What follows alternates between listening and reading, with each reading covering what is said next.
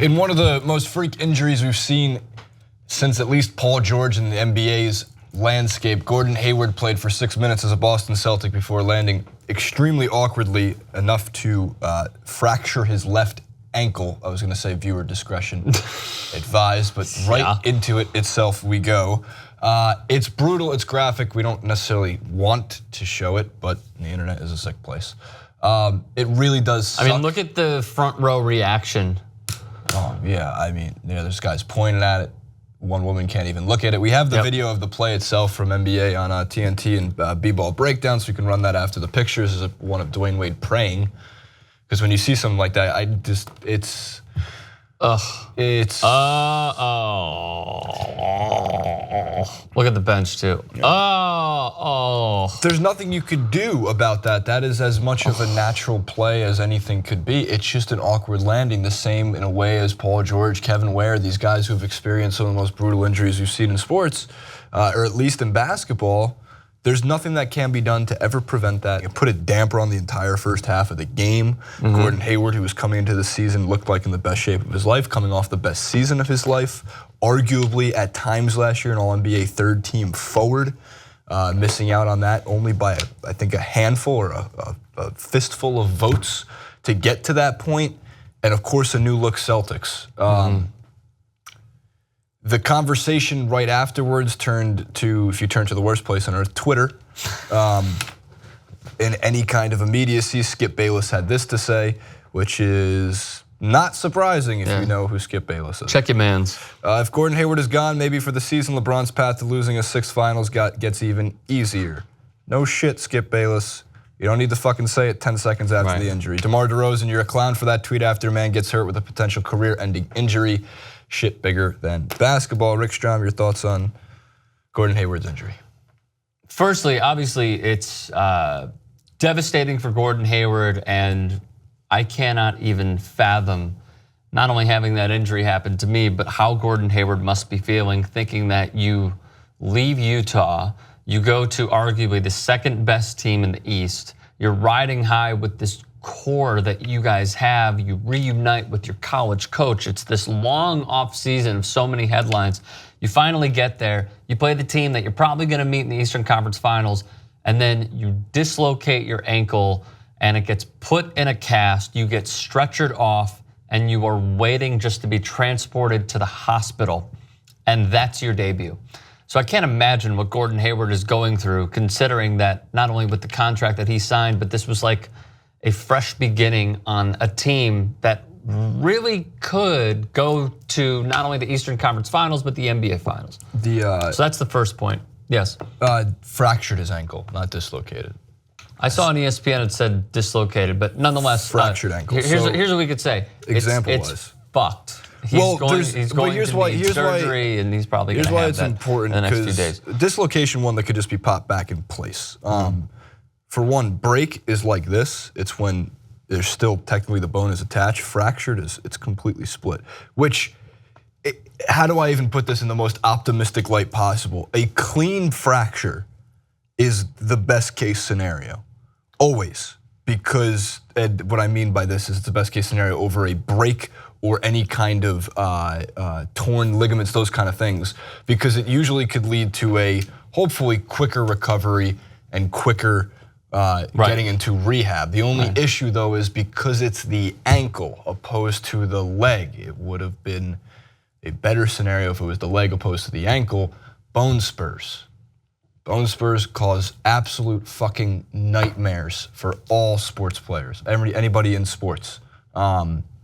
So the idea that Gordon Hayward would be back by the conference finals if they were there, I think is completely out of the question. It would be a remarkable recovery. And to your point about the first half, it felt like not only that, but bleeding into the second half as well, it just felt weird and off and wrong, and not wrong, it just felt off. Yeah. Having that sort of injury occur, it's sort of like in the NFL when someone gets knocked out cold. Tyler Lockett. Someone just gets knocked out cold, and there needs to be an ambulance going onto the field, and it just not only takes time, but you have that time to just think about, like, I cannot believe what I just saw and just witnessed. yeah, going further, it affected the entirety of the game. Kyrie Irving had this to say as well. After the game, it's tough. I've seen a few injuries in my career and I've had a few. Probably two of the worst ones I've been in the game watching. One was Paul George at USA and this one tonight. It's not a great sight to see, but you got to pick yourself up. Just keep on fighting, man. We understand that Gordon Hayward, God willing, will be fine. And we're going to continue to pray for him and be there for him as best we can. So look, this is part of sports. Unfortunately, freak injuries do happen. It sucks, but I think what we saw was, again, it's the smallest of small sample sizes, but on an optimistic note, Jaylen Brown looked pretty solid, considering that last year in the playoffs, he was just a spot shooter, catch and shoot, get out of the way, and a dunker. So he's developed his game nicely, putting in work in the offseason. Jason Tatum looked pretty good for scoring 14 points against the Cleveland Cavaliers team. But again, it's a small sample size. Are they going to be better off without Gordon Hayward? No, of course not. Now, here's what is going to take place that Skip Bayless could have even gone a little bit further.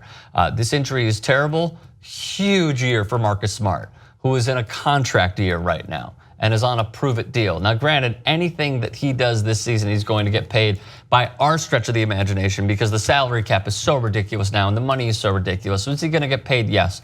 But this is a prove-it year for him if he does want to test free agency after this season. Correct. It was actually a fractured left tibia, so he did break his leg and he did just dislocate his ankle. You're right about the ankle being dislocated.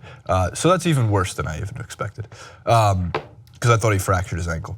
But his leg. What blows is that I wanted to see this Celtics team push the Cavs because no one's really been able to push the Cavs. Of course we did. It sucks because we're stripped now of a young, up-and-coming new nucleus and core of a team that we thought could have competed so many times over against the Cleveland Cavaliers. And look, we're going to get to the Golden State Warriors, and does the regular season matter for a lot of these super teams? No, but it would have been nice to just go over on League Pass or on TNT or ESPN or what have you, because they were going to get so many games just to see how Kyrie Irving was meshing with Gordon Hayward and how Gordon Hayward was meshing with Al Horford and how the young guys of Brown and Tatum were meshing with those three together. It sucks. We're stripped of that now.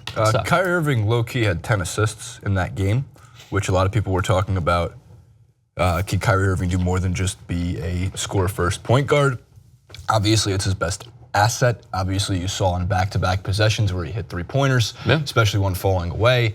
He added some new moves to his arsenal. The Dirk one-legged fadeaway, which I actually saw a ton of. I saw more of it than the Kobe-esque moves, which you used to see all the time from Kyrie Irving. Who did it first? Was it Nash or was it Dirk? The leg? The one-legged shot. Dirk. It was a different way because Nash would do the one leg when he went in the lane towards the basket. Yeah, Dirk would go away from the basket. It's his iconic, it's like a logo-esque move for the sixth best scorer in NBA history.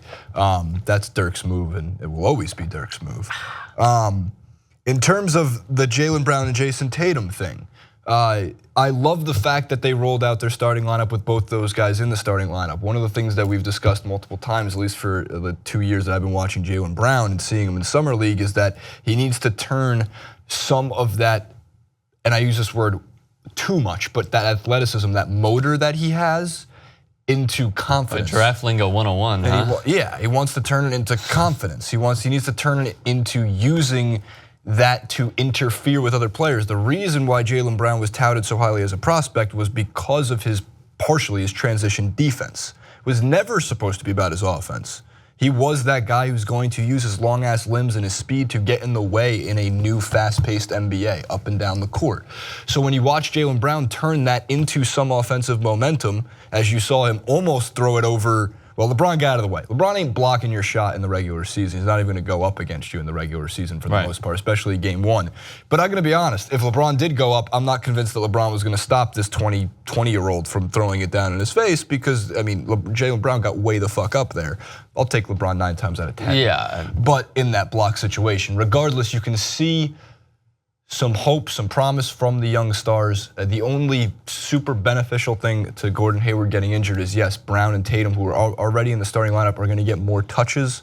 They're going to get more minutes. They're going to be way more important to the Celtics' success this year. And as you mentioned with Marcus Smart, too, Marcus Smart, some of the quickest hands in the NBA. It wasn't like Marcus Smart was ever bad on the defensive end. I don't know why Marcus Smart was taking so many threes. I just think that was. I think because they were there for the taking. And because he works on them in practice, you gain that confidence. You try to translate it into the game, but then obviously we know that it's a completely different speed. Yeah, it's just like you have that Kyrie Irving option now to be taking some of those. I would give that to the elite scorer on the team more so often than not. Even if they are there for the taking, make one extra pass.